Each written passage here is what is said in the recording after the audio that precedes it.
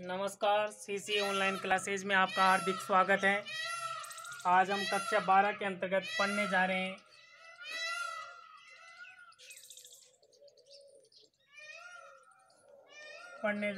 अलंकार, और अलंकार के अंतर्गत हम पढ़ेंगे श्लेष अलंकार।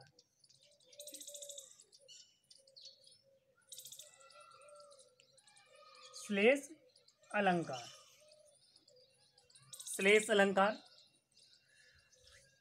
अनुप्रास और यमक के बारे में हमने पूर्व की कक्षाओं में बताया था। अनुप्रास में वर्णों की आवृत्ति होती है, जबकि यमक में शब्दों की आवृत्ति होती है। लेकिन श्लेष का अर्थ होता है चिपकना। चिपकना अर्थात एक ही शब्द से अनेक अर्थ चिपके हुए होते हैं, तो वहाँ उस काव्य में श्लेष अलंकार होता है। तो परिभाषा बन जाएगी इसकी,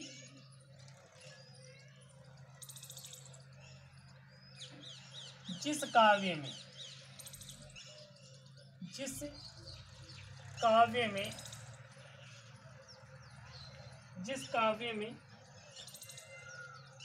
एक शब्द से अनेक अर्थ चिपके हों, शब्द से अनेक अर्थ चिपके हुए हो वहाँ श्लेष अलंकार होता है। वहाँ श्लेष अलंकार होता है।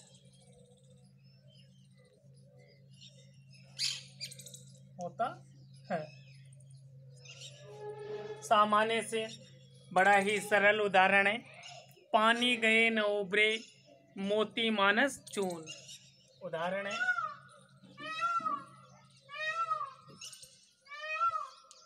पानी गए न उबरे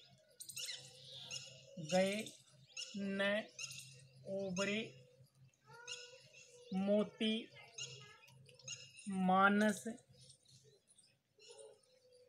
चून।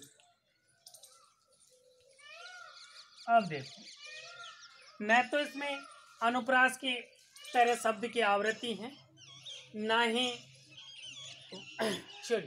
अनुप्रास की तरह वर्णों की आवृत्ति है, न ही यमक की तरह शब्दों की आवृत्ति है। इसमें तो एक ही शब्द से अनेक अर्थ चिपके हुए होते हैं। यहाँ देखिए, पानी गए न उबरे मोती मानस चून। तो यहाँ पानी जो शब्द है, इससे कई अर्थ लिए जाते हैं।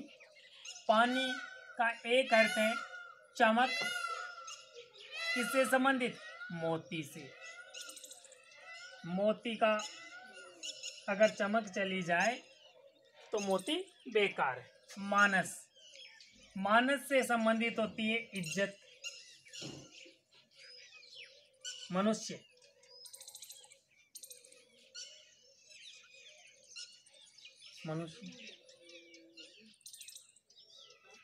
और आगे चून।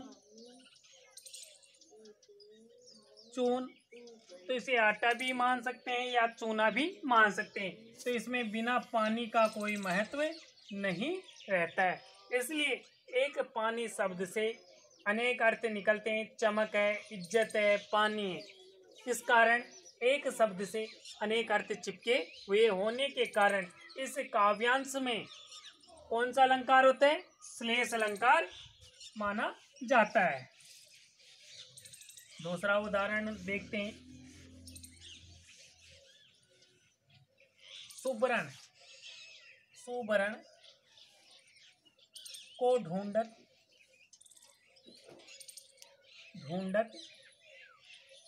कवि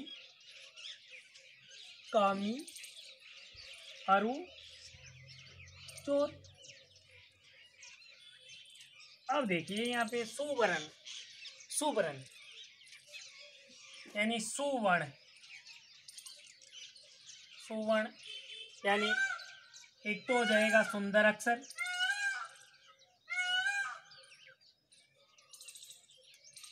सुंदर अक्षरों को कौन ढूंढता है? कवि।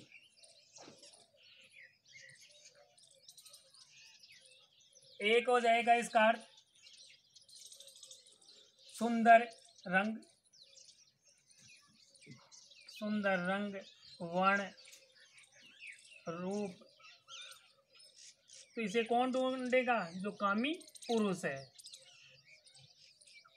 और सुवर्ण का अर्थ होता है सोना, इसको कौन ढूंढेगा? चोर। तो यहाँ पर सुवर्ण को ढूंढत है कवि, कामी और चोर। अर्थात ये तीनों किसको ढूंढ रहे हैं? अपने अपने अनुसार।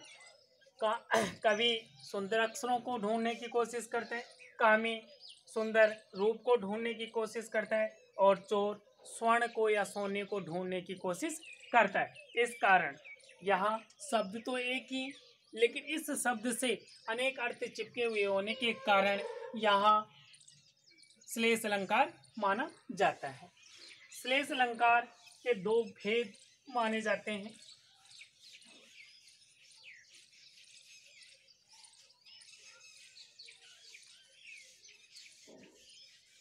अभंग श्लेष और सभंग श्लेष,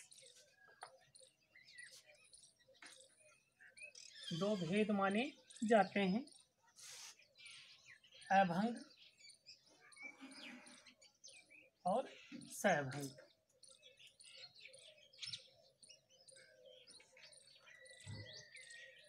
अभंग और सभंग। भंग यानी टूटना,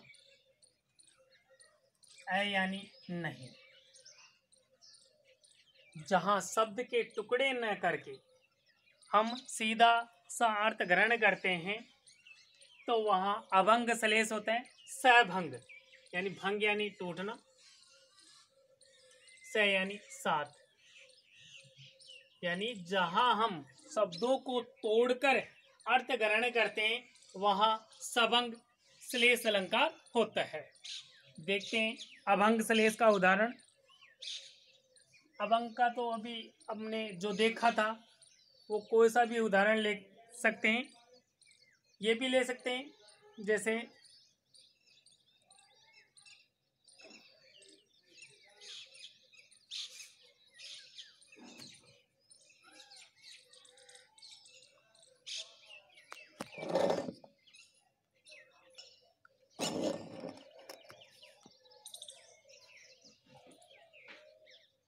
अभंग श्लेष का उदाहरण देखते हैं।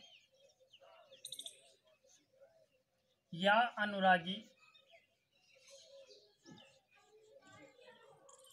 रागी चित्त की गति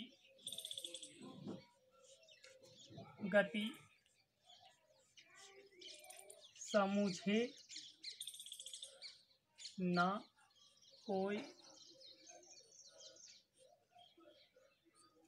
या अनुरागी चित्त की गति समझे ना, या नहीं भी कर सकते हो, नहीं कोई। या अनुरागी चित्त की गति समझे नहीं कोई।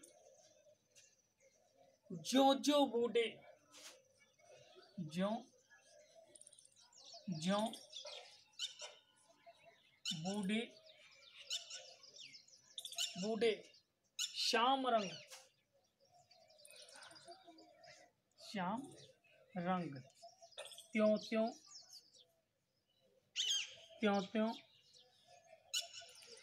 उज्ज्वल होय होई।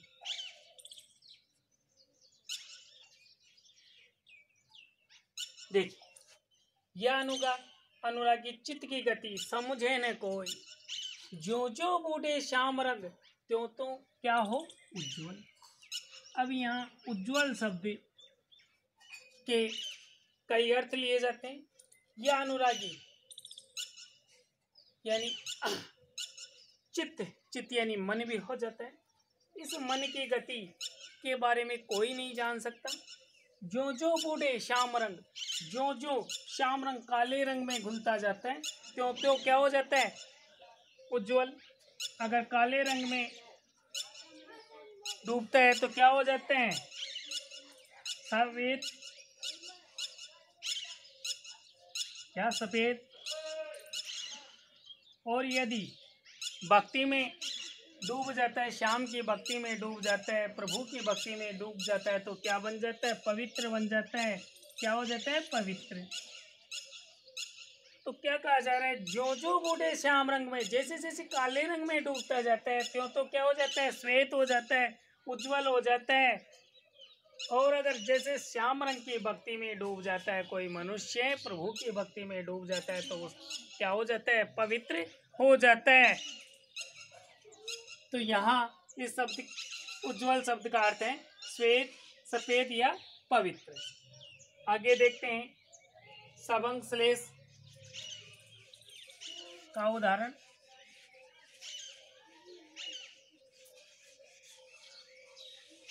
सबंग श्लेष का उदाहरण देखते हैं।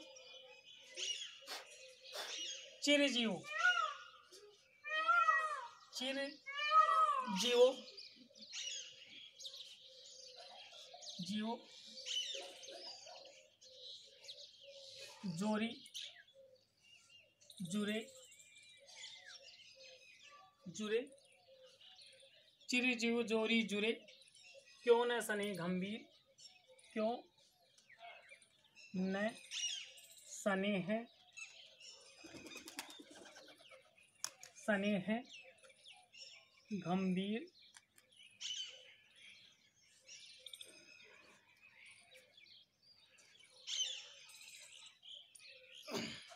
को गठी, को गठी, वृष भानुजा, ए वृष भानुजा, वे हलदर के वीर, वे हलदर के वीर,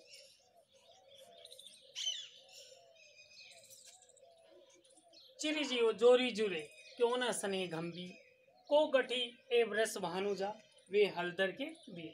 तो यहाँ पे देखो वृष भानुजा और इधर हलदर, इसके इन शब्दों के कई अर्थ निकलते हैं।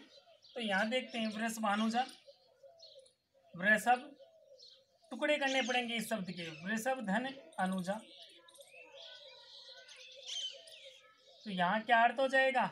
वृषभ, वृषभ यानी बेल, बेल की बहन कौन? गाय।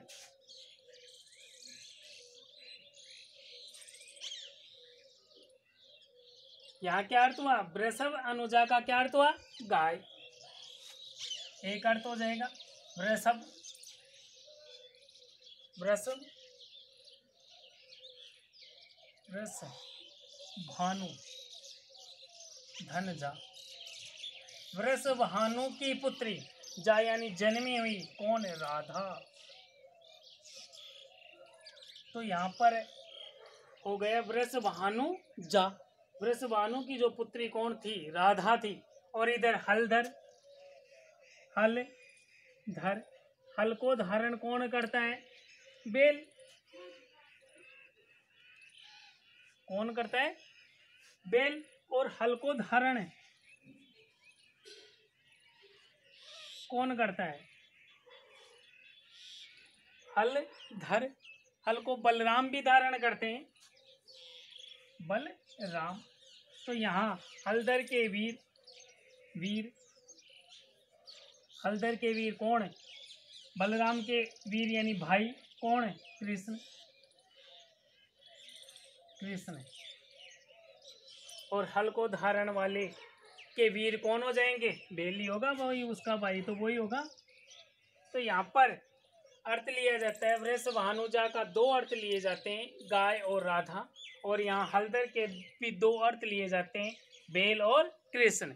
यानी हलधर, हल को धारण करने वाले बेल के भाई कौन? बेल ही होगा। और हलधर, हल को धारण करने वाला बलराम भी किसका भाई है? बलराम, कृष्ण का भाई है। तो यहाँ पर चिरजीव जोरी जुरे, क्यों न सने गंभीर, को कटी है वृष भानुजा, वे हलधर के वीर। तो यहाँ वृष भानुजा तथा हलधर शब्द के कई अर्थ होने के कारण यहाँ श्लेष अलंकार है, लेकिन यहाँ इस शब्द के टुकड़े करके हम अर्थ ग्रहण करते हैं, इस कारण यहाँ पर सभंग श्लेष अलंकार माना जाता है। धन्यवाद। आज के लिए इतना ही।